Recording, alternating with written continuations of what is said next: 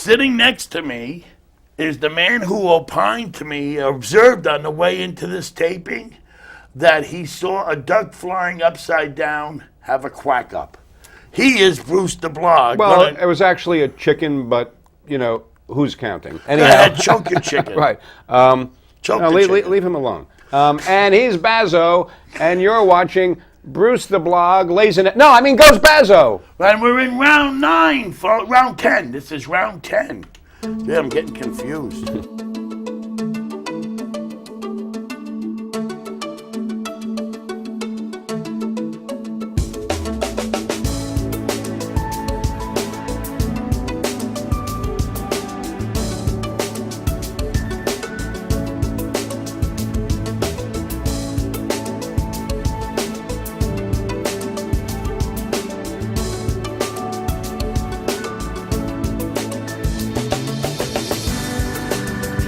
Well, now you can hear me. Welcome again to Bruce the Blog, Goes Bazzo. You can't fool me, Richard. I know we're on this camera. We were talking about you guys behind your back. Okay, I think I got my neck straightened out, like the Tin Man in Wizard of Oz.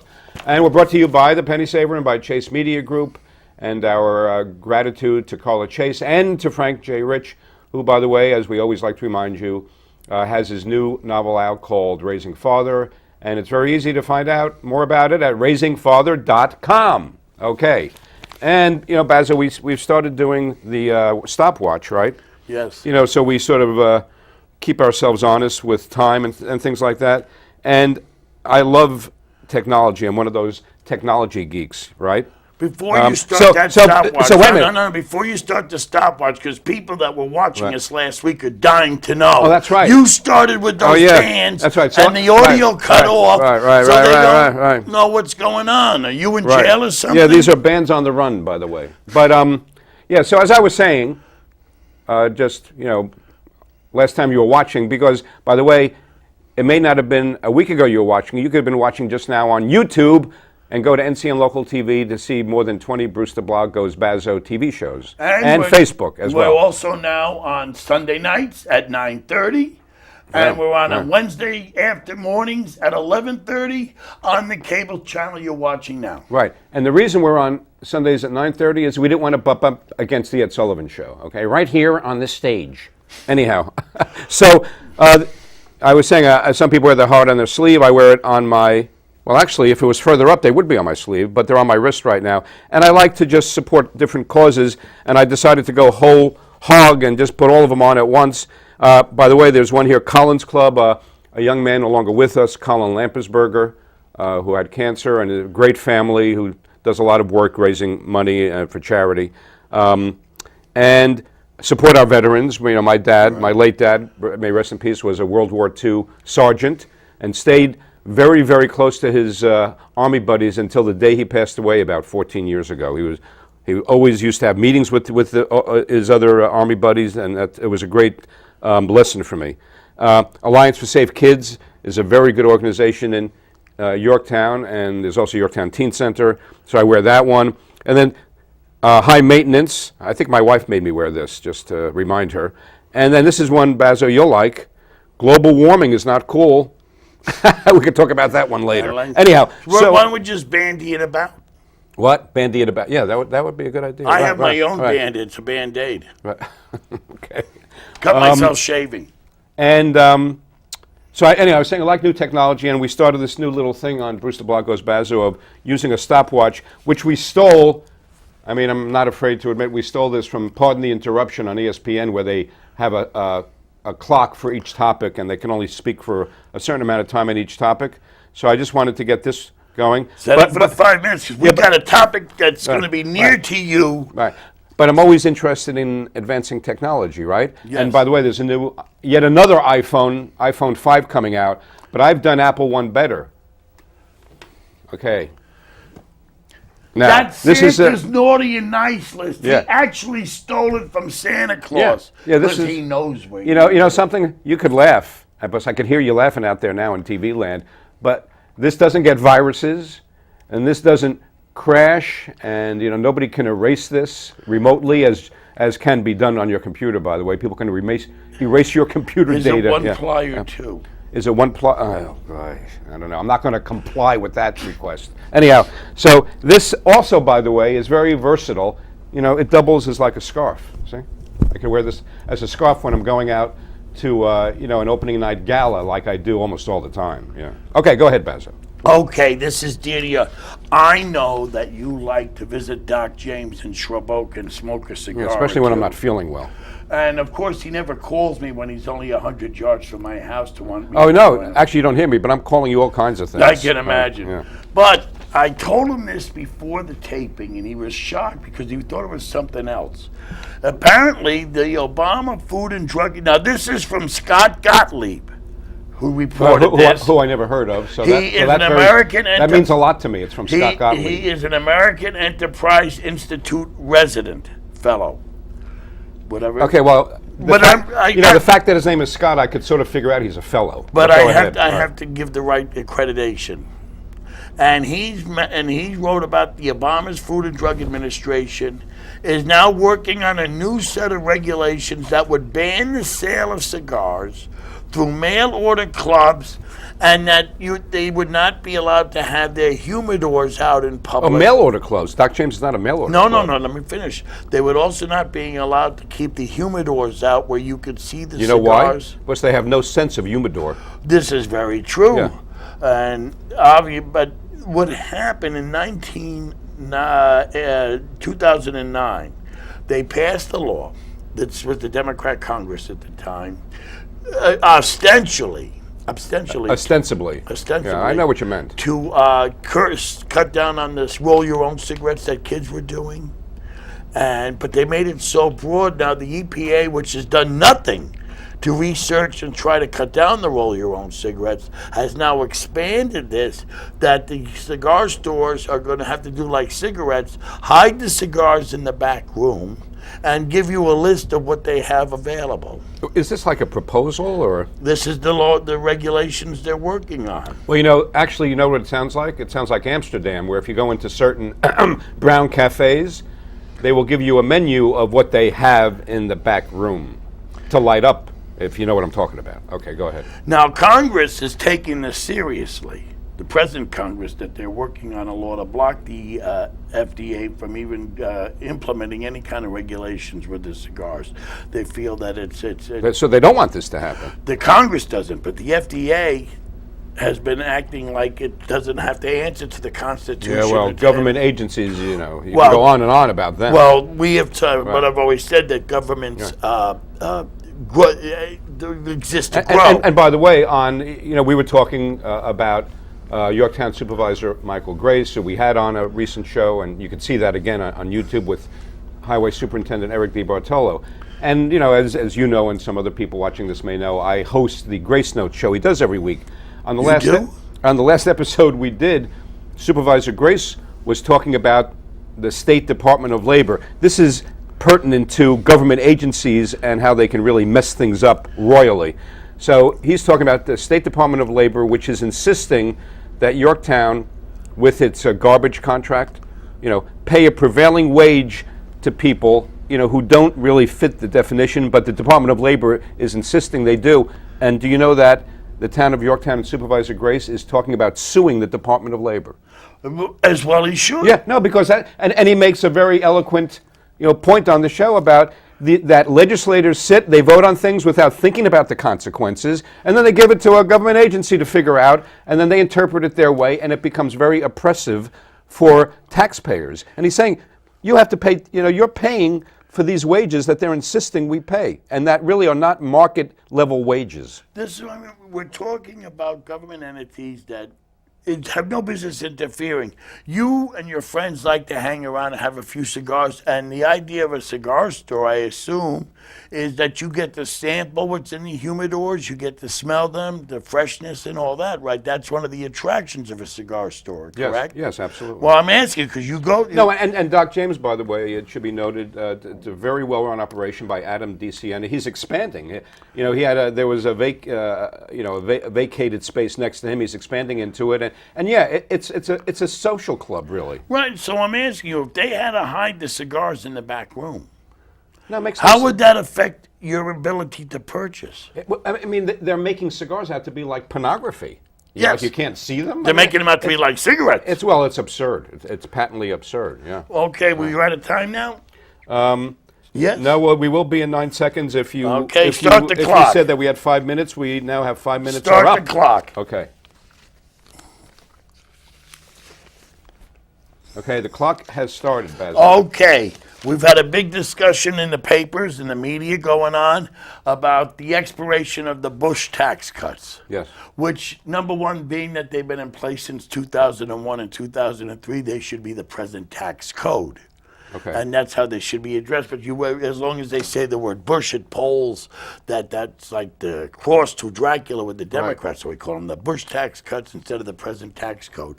And you've got the Democrats want to extend them only for $250,000 and less. And the Republicans want to extend them for everybody because we are in a recession, and the people that make $250,000 or more, many of them are small businesses Right. that file as individuals. Right. But they do hire, they do pay taxes, Right. they generate, and they create opportunities for other people. Now, it turns out that, and this is, we're on the last show when I told you New York can go possibly red, that one of the other things that led me to that conclusion was that if these tax cuts... And by the way, just for clarification, by which Bazzo means can vote Republican this November, right? That's what I mean by going red. Or going blue means voting Democrat. Right. But it seems that if nothing is done, these present tax code expires and goes back to the tax code of the 90s. So you lose the $10,000 tax bracket for very low income earners. That goes up to 15. The child care goes back down to $500. The child deductibility Per child. per Yeah, child. right. It's a mess, and all the other brackets go up 5%. All the other brackets go up 5%. Tax rate. Tax Yeah, rates. yeah. Well, it seems this hurts New York the most. And this, It goes up, again, going back to something we said in the last show, goes up 5% or 5 percentage points? No, seriously. like I the think 10% goes to 15%. Okay, 5 percentage points. That's not 5%. Right. You know what I'm saying? Yes. But this hurts New York the most because it costs a lot of money to live in New York. One of the reasons why they don't dare take away the deduction for state income taxes is because states like New York and other high tax count on that deduction so they can raise your taxes locally, and knowing you can write them off federally. Right. And right now, it seems that if these tax cuts that are the tax policy now expires, New Yorkers would be forking over the average New Yorker. So the average New Yorker, they consider it the $100,000 plus level. Right. That's what they figure the average New Yorker will fork over another $5,700 in taxes A to year? the federal government. A year? Yes. Now, Schumer came out against these expirations last year. Except now this year, because it's a presidential run and you've got the Congress and the Senate run, he's been very quiet because he's opted publicly to say that party unity is more important than good policy for New York. And he has said this publicly a couple of times. Right. And so it's better for who? For the Democrat Party to have party unity than a Yeah, guy like Schumer, who's it's the a third. rhetorical question. I'm saying it's better for who, not for us. Well, he's chosen the Democrat Party over the rest of the people of New York, which is why I told you last show that Kirsten Gillibrand's going to lose because she hasn't stood up for the New Yorkers on this. Yeah, and the irony is that taxpayers aren't going to be having enough money to have any parties if you have to pay that much more in taxes. But that's what they've said. Now, where are we on time? That's 4 minutes and 7 Stop seconds. it. Let's Bazzo. go to another topic. While you set Boy, that you up. are a taskmaster. Oh, I got a whole stack of stuff for us today. Well, I'm going to insert something though. Okay, Go ahead. I just want to. This is like an anecdote, right? You know, this is like the intermezzo, the palate cleanser in between all the heavy stuff. I was reading recently a very interesting article in the Sunday Times. You can figure out. Is an intermezzo anything like a mezzo ball? Right. Italian and matzah. intermezzo is what happens in between a Mets doubleheader, I guess. So, right. So, the New York Times, if in case I didn't say it was the New York Times, I had an interesting article in the real estate section on Sunday, right, about how there are people, let's say in Manhattan, who go and look at these really expensive apartments, you know, like, for like $10 million, $20 million, whatever they are, like apartments only the 1% could afford, let's say. And they'll go and look at them, you know, without the means or any intent of buying or renting them, but it's just sort of like a day out, a diversion, right? A day out. So I'm reading the article and I'm going, you know, what are you kidding? Like, you have nothing better to do than to just go to apartments that, you know, there's no way you would ever would be considering moving into or could afford to move into, just to sort of snoop around and see what they're like. You know, that's what I'm thinking. And then it occurs to me, wait a minute. I read the real estate section every week and I look at all those expensive things because I'm fascinated. So I guess I'm doing the same thing, right? Well, right? Aren't you interested in buying A-Rod's digs in Florida? It's only $38 million. Oh well, I guess they depreciate it, huh? I know Chase Media pays you well. You could probably, right. and then you could call that the Southern office. Oh, yeah, I guess I could, right. But it was just sort of a funny self-awareness moment, you know, where I'm sort of poo-pooing, I can't believe that they would do this. But I'm doing it vicariously by looking at the real estate section every Sunday just for kicks. You know, it's just guilty pleasure. Set the clock. Set the clock, okay. Set the clock. That only took me 1 minute and 50 seconds. Well, that's why it was an intermezzo. Yeah, that's right. Okay. Which is an Italian matzah because it ends in a vowel. Okay. Which only comes at Passover. All right. Yes. All right. Okay. And we're going to pass over this entirely. Yeah, I think we should. Okay, go ahead. Okay. One of the reasons why I always tell you we should not be electing Democrats to the levers of power is this very reason. One of the big causes of this recession was the home market Yes, meltdown. right. Yes. By having the government force banks, it wasn't the banks, the government forced banks into giving loans under penalty of jail and fine to people who could not afford to buy the homes because they were trying to social engineer the housing market. And then you had the favored loan givers that would curry favor with Congress to get that special treatment to have Fannie Mae and Freddie Mae back their loans. So when they went in the tank, they wouldn't lose money. Right, the taxpayers securitizing them. Correct. Yeah, correct. Well, the head of the what is Spit it out, Bazzo. Spit it out. Trying to get to Yeah. Okay, I'm glad we're not on the clock. Oh God! Just anyway, squandering those precious seconds. There is a House subcommittee. There's a House committee that oversees the banking industry, and in 2009, it was headed by the Democrats' New York Congressman Ed Towns. Okay. And he didn't want to subpoena the banks involved giving the mortgages that were backed by Freddie Mae. He didn't want to. No. Well, he was afraid of what he would hear? I don't know. Well, this is what he was afraid of, and this is why you can't have Democrats in power. Okay, right. This is why you can't have so much for the two-party system. No, not. I didn't say not in office. I said in power. Oh. Is because he was forced to issue subpoenas, and then when he issued the subpoenas, he made sure any record that listed a person as a member of the House or the Senate or works for the House and the Senate, that those records were not to be turned over. It was only just regular people because these banking industries, like countywide, were giving favorable treatment to the lawmakers. In other words, loans at cheaper rates. Right. So that they would be the... So that's why he didn't want to subpoena them? Correct. He was afraid that would be divulged. Well, it was because Darrell Issa, the new head of the Oversight Committee... Who has his own ISA issues. Correct, but he took away that exemption. And then, so now 1,800 subpoenas went out. And now all these... It turns out that Ed Towns had two mortgages that were... And this is still the chair you're talking about? No, he's out now because it's now Republican Congress. And he's retiring at the end of this year. He announced his retirement when this came out.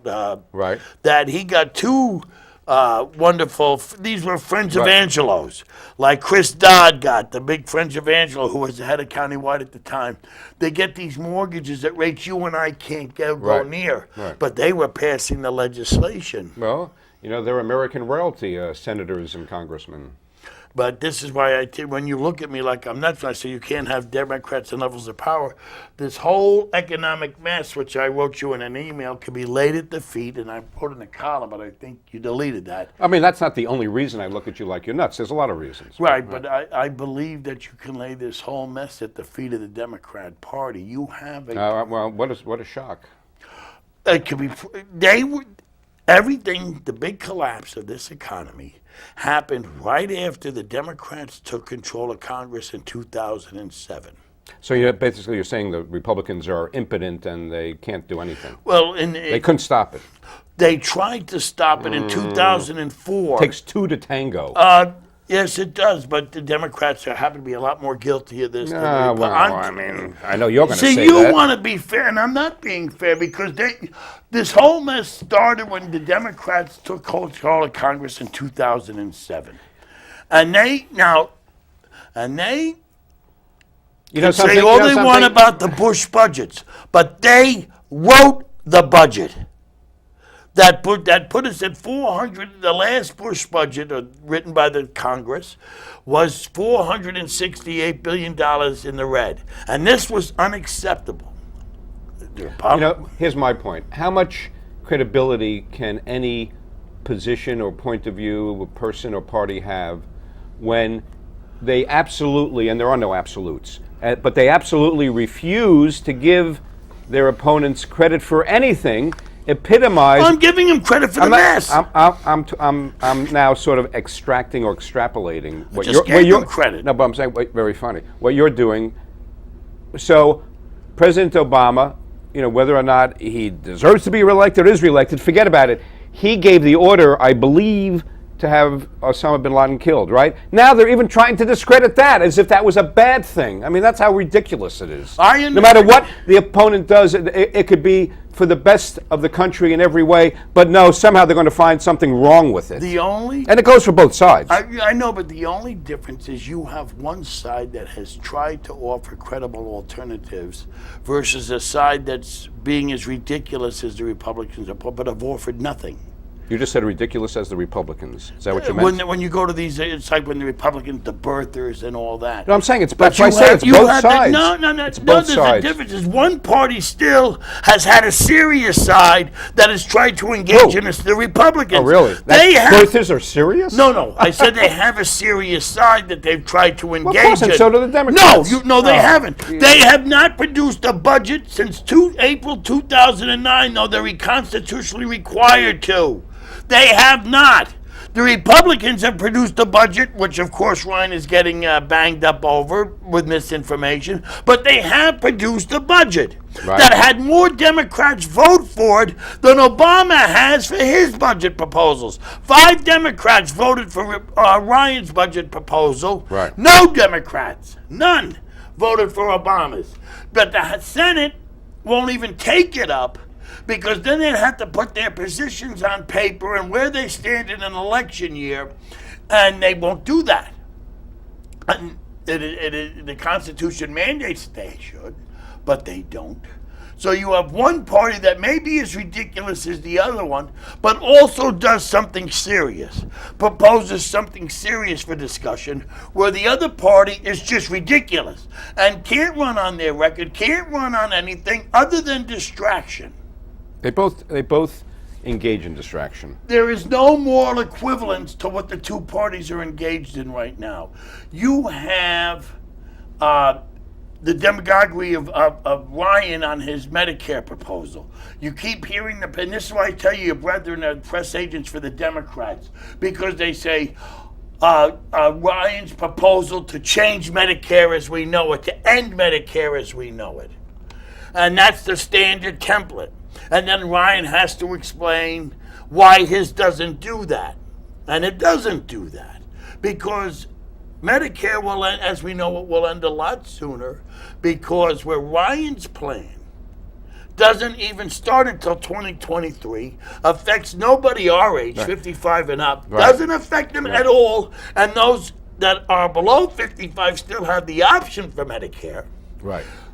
Obamacare, next year, for present everyday seniors now, take $700 billion out of Medicare. This is money No, and the Democrats say that's not true. But it is true. I wrote about this when they So did just because you wrote about it doesn't make it true. No, my research is impeccable. Okay. The fact of the matter is the Democrats did not read the plan when they voted on it. They don't know what's in it. It was the Heritage Foundation that read this stuff and other think tanks. The Democrats admitted, Nancy Pelosi admitted on the air, we're not going to know what's in it until after we vote for it. And in it takes $700 million out and puts it in Medicaid. Right. It puts it in Medicaid. So that's where you have the health rationing and the basis of the argument that health care is going to be rationed for seniors. Right. In Obamacare. It was done in dollars and cents. I think Richard's gesturing that you just blew that mic, but whatever. Okay. Not only. Can you still hear him? Is that okay? Not only that, but to make it sound like the Obamacare was under $1 trillion, so it could pass, they discounted the $700 billion twice. You know, I wish I could figure out who you're voting for this year. I really wish I could figure that out. Just because I may be partisan doesn't make me wrong. These things are on the record. The research is there. That's why I try to. By the way, there's no right or wrong. It's your opinion. There's no right or wrong. No. It's your opinion. A fact is a fact. Obamacare takes $700 billion. That's not an opinion. That's a fact. Takes it out of Medicare, puts it in Medicaid. That is a fact. It is law. It starts next year. That's not opinion. Now, my opinion would be, when I say that affects seniors now starting next year, where Ryan's plan doesn't. Yes. But then again, that's also a fact. Because you take $700 billion out of Medicare next year and you put it in Medicaid, it affects people next year. Ryan's plan doesn't affect anybody until 2023. That's not opinion either. That's fact.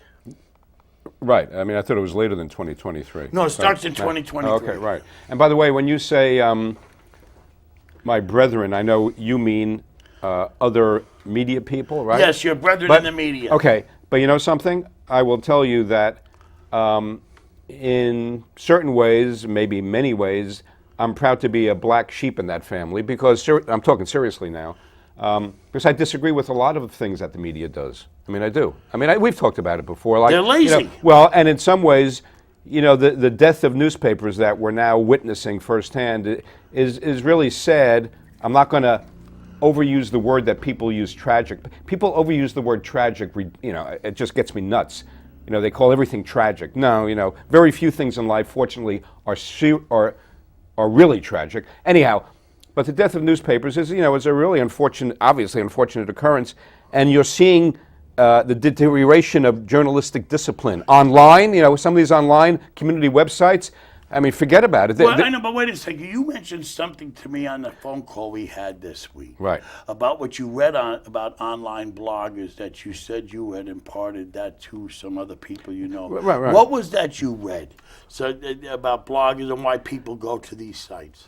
Well, that they go to the sites because the one way that people can one way that people can feel better about themselves, very unfortunately, is by hiding behind a pseudonym and then attacking somebody else. So these people can only elevate themselves and their esteem by trashing somebody else and not even doing it with their real name because they're utter cowards. And we've talked about that before, and I'm going to continue to talk about it until I am blue in the face, which should make happy the people who criticize me for talking about it. And that's the show. And that was my opinion. You may beg to differ. We're going to make fun of the clock again next week. Yeah, and when Bruce the Blog listens and keeps time, people talk. Thanks for watching. Time flies.